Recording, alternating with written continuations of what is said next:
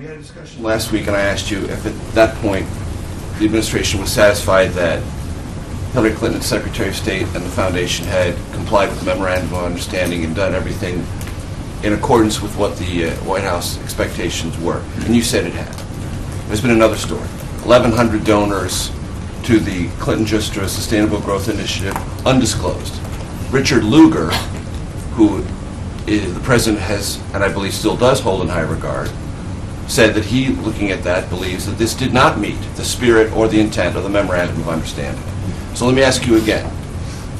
Is the administration satisfied, is the President satisfied, that everything that was done met the standards of the Memorandum of Understanding and all the disclosures that should have been there were there?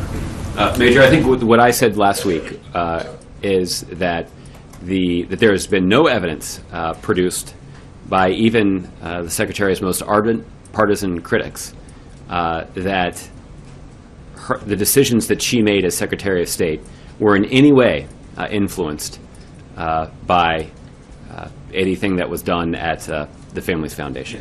As we can revisit, I asked you specifically about compliance that satisfied the President, and you said the compliance did satisfy the President. The President was proud of her service, and everything was done in accordance with his expectation. I just asked you that question again. And I think even last week I was reluctant to talk about the specific compliance because the White House is not in a position to enforce that compliance. So it is in a position to render a judgment. It's the State Department's responsibility to enforce and verify that compliance.